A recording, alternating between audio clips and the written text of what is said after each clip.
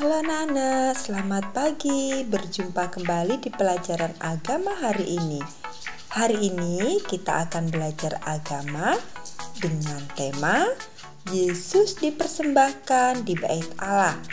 Mari siapkan buku pelajarannya untuk mengikuti pelajaran agama hari ini.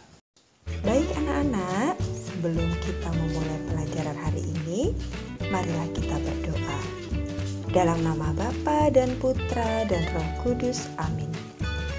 Tuhan yang baik, terima kasih atas cinta-Mu kepada kami. Hari ini kami mau mempersembahkan seluruh hidup kami kepada-Mu.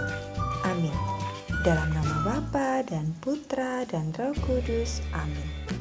Anak-anak yang dikasihi Tuhan, bayi yang baru lahir adalah pemberian atau anugerah dari Tuhan bagi kedua orang tuanya. Nah, orang tua membesarkan anak-anaknya dengan sangat baik, supaya kelak anak-anaknya berbakti kepada Tuhan dan juga berbakti kepada orang tua. Nah, anak-anak, orang tua sangat membutuhkan bantuan Tuhan dalam mendidik anak-anaknya. Maka orang tua membawa anaknya ke gereja untuk dibaptis. Dengan dibaptis, anak-anak diangkat menjadi anak Tuhan dan juga mendapat perlindungan dari Tuhan. Anak-anak, orang tua Yesus yaitu Bunda Maria dan Bapak Yusuf merupakan orang tua yang taat kepada agama. Maka mereka mempersembahkan Yesus kepada Tuhan di Bait Allah ketika Yesus berumur 8 hari. Nah, sekarang mari kita simak kisah Yesus dipersembahkan di Bait Allah berikut ini.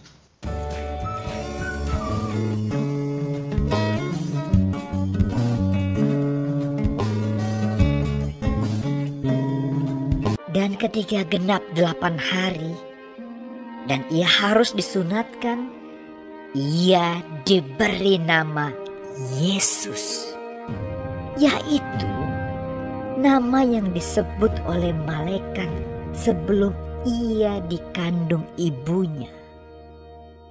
Dan ketika genap waktu pentahiran, menurut hukum Taurat Musa, mereka membawa dia ke Yerusalem untuk menyerahkannya kepada Tuhan.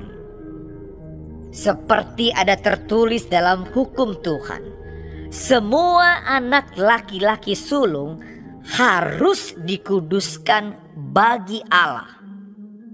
Dan untuk mempersembahkan korban menurut apa yang difirmankan dalam hukum Tuhan, yaitu sepasang burung tekukur atau 2 ekor anak burung merpati. Adalah di Yerusalem seorang bernama Simeon. Ia seorang yang benar dan saleh yang menantikan penghiburan bagi Israel. Roh Kudus ada di atasnya. Dan kepadanya telah dinyatakan oleh Roh Kudus bahwa ia tidak akan mati sebelum ia melihat Mesias, yaitu dia yang diurapi Tuhan. Ia datang ke Bait Allah oleh Roh Kudus. Ketika Yesus anak itu dibawa masuk oleh orang tuanya untuk melakukan kepadanya apa yang ditentukan hukum Taurat. Ia menyambut anak itu dan menatangnya sambil memuji Allah. Katanya, "Sekarang Tuhan, biarkanlah hamba-Mu ini pergi dalam damai sejahtera, sesuai dengan firman-Mu.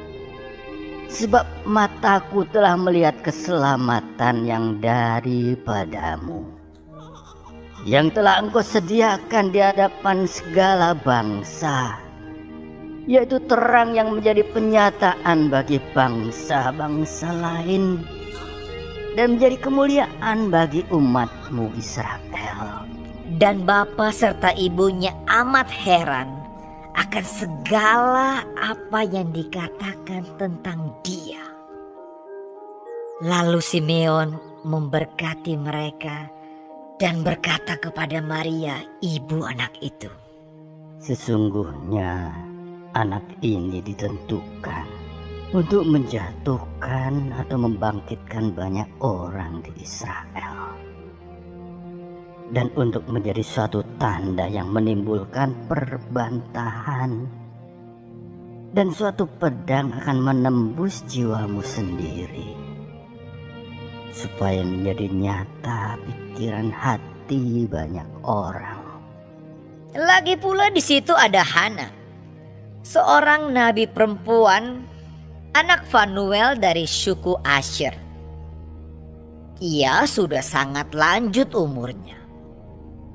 Sesudah kawin ia hidup 7 tahun lamanya bersama suaminya. Dan sekarang ia janda dan berumur 84 tahun.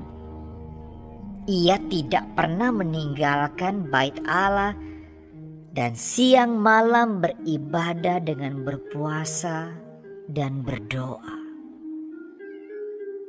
Dan pada ketika itu juga datanglah ia ke situ dan mengucap syukur kepada Allah dan berbicara tentang anak itu kepada semua orang yang menantikan kelepasan untuk Yerusalem. Dan setelah selesai semua yang harus dilakukan menurut hukum Tuhan, kembalilah mereka ke kota kediamannya, yaitu kota Nazaret di Galilea. Anak itu bertambah besar dan menjadi kuat, penuh hikmat, dan kasih karunia Allah ada padanya.